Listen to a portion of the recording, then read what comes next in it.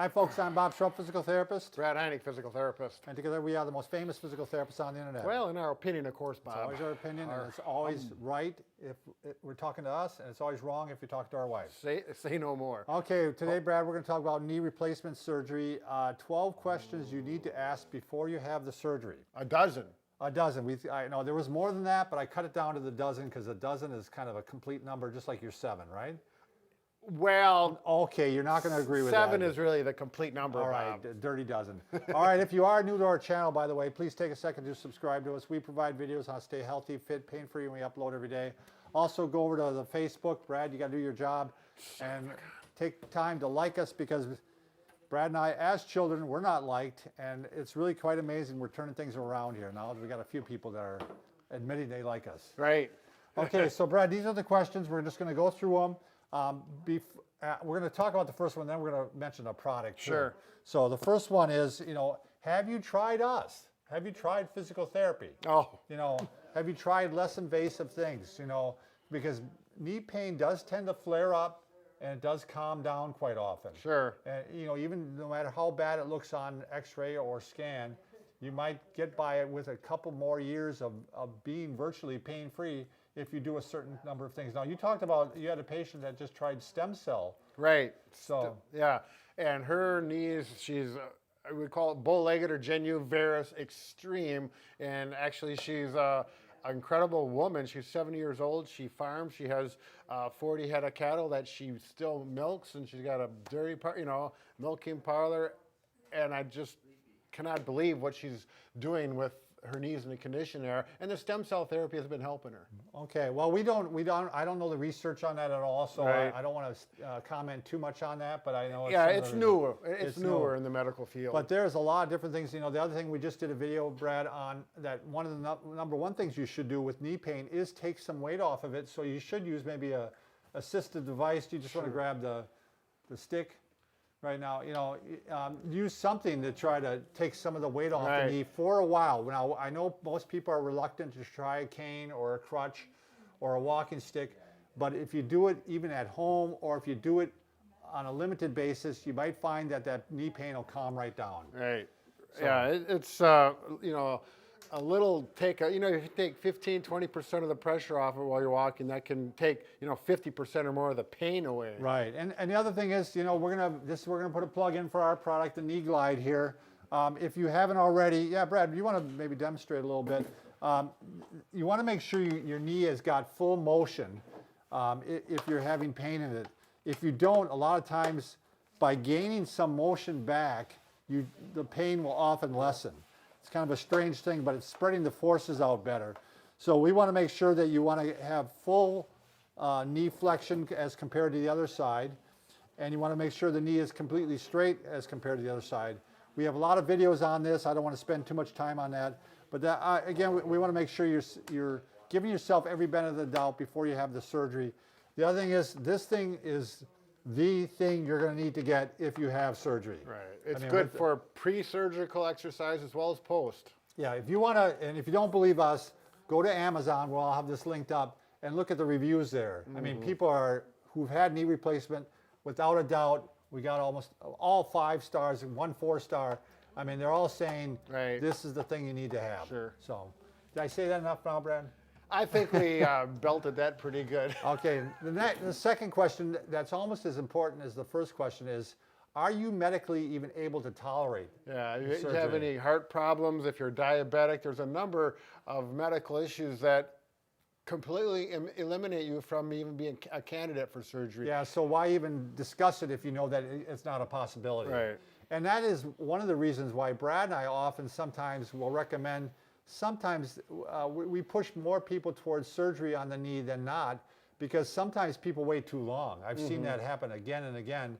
They wait too long, and also now they're not medically able to tolerate it. And now they've got, maybe 20 years of their life where they got to suffer because they can't have knee replacement. Right. Either that or the right knee, say it's the right knee that gets so irritated that they start limping, and then their gait, their walking pattern changes, and then it actually affects the opposite Other knee side, or the hips. back. And then, then it causes other problems because they're walking with such a limp that it crosses over to other problems. I'd say the third most important question is, Brad, can you get by with a lesser surgery? Can you get by with just an arthroscopy? Sure, That's right. much less. I mean, that's in and out in one day. Right. I mean, I just had a patient right now that yesterday she went in on that morning and she was out by that afternoon. They were driving around, Sure. and she's coming in for therapy, but it's a lot less invasive. Sure. So.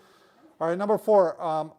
This is a big one too. If you're requiring medications just to get by in life, you gotta show the prescription Oh, wow. Well, glasses. let's get Sam in here. Sam, our new skeleton. He's trying to draw attention to himself because... This is where we think we're funny, Yeah. because these are prescription glasses. Right.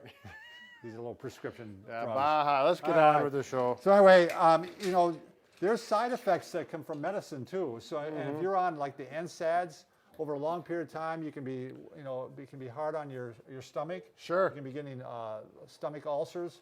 So if you're headed down that path, then it may be time to have the knee surgery. Sure, you bet. All right, number 5, do the x-rays show bone on bone? I mean, if they don't, you maybe have some time left, but if it's the cartilage the hyaline cartilage has rubbed Right. away and you're rubbing bone on bone. And that's very clear on the x-rays. Yeah. Do you need help with daily tasks because of your knee pain? I mean, you can't even complete your daily living. Right. That's starting to say, it's starting to push towards the column saying it's time to have it. Sure. So, number 7, we're at number 7. Oh, does your knee pain keep you awake at night? Okay. Now if you're not getting rest at night, now it's going to start affecting your health Right. otherwise. And that's usually a sign that, you did activity during the day and it's really starting to hurt at night and you're not able to sleep. You're getting close then to it's time. Right. So. Yeah, get in, see that. Get the orthopedic doctors who you really need to see, not the family doctor. The orthopedist is going to. They're the specialists. They're the ones that are going to decide. Is your knee pain keeping you from walking or bending over?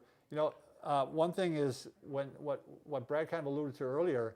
If you're not walking, the muscles are getting weaker, and now suddenly you're going to start having hip problems or back problems, and the rehab is going to be that much harder because now instead of just strengthening the knee when you come back, we got to strengthen the hip, the ankles, the overall core. Right. Yeah. So. Those bad habits that were formed from a year or two of walking with that irregular gait, then you have to break those habits, and it just makes it a little more difficult. Yeah. I'm sure you've seen this, Brad, too, where people come in and I mean, it takes a long time to get away from that old walking pattern. I mean, Sure. they still limp even though they don't have to limp. I mean, Right. it's kind of funny. Well, maybe it's not funny. It's kind of sad. Well, yeah, but with the therapist, we look at it with a sense of humor and help get them through it. Do you have significant pain daily, and does the pain even continue at rest? This is starting to go into quality of life. I mean, your quality of life is now looking kind of poor. Right. And so, I know a lot of these are probably fairly evident. Again, this one sounds kind of almost a repeat. Your symptoms of pain and stiffness have become so severe that you're unable to complete reasonable daily activities. So you just can't even go through your day, and you can't make the bed, you can't do the dishes, you can't. You can't You get don't up do and those down anyway, a few though, steps. Brad. No, I don't worry about that So kind you of can't stuff. change the oil? Do you change oil? You don't even do that anymore, do you? Yeah, I do. I've started doing it again just because I got a jack at home and it's kind of fun. Well, good for you. As long as I'm not in a hurry. All Then right, I don't good. like it. Good for you. 2 more, Brad. This is one thing where a lot of times people argue not to have it. They'll say, a knee replacement lasts 10 to 20 years. And they say, okay, you're 50 years old, and do you want to be being replaced when you're 70? Well, I think at 50, you're going to probably more interested in a good quality of life than you are at 70, or 70 versus 90. You know what I Right. mean? So, And you got to look at it this way. In 20 years from now, they're going to have Right. a lot more advances. I mean, I've worked with people. The youngest knee replacement, he was 44 years old. My oldest knee replacement was 93 years old. wow. And they both had excellent results. Yeah. So it's amazing how they've come along with it. I'm seeing a lot more people in their 40s now. Right. And some of them are bad already. I mean, so, Yeah. but as baby boomers, we're just not going to put up with pain. We want to have a life and be a healthy lifestyle. Sure. So, and you can't do that if you're hobbling around. Right. So, and number 12, this is the one that I always say to people: are you just sick of it? You know what I mean? And that often is the case, isn't it, Brad? Right. You know, I mean, I'm just so sick of it. I wanted my life back. And the vast majority turn out really well, wouldn't Right. you say, Brad? Right.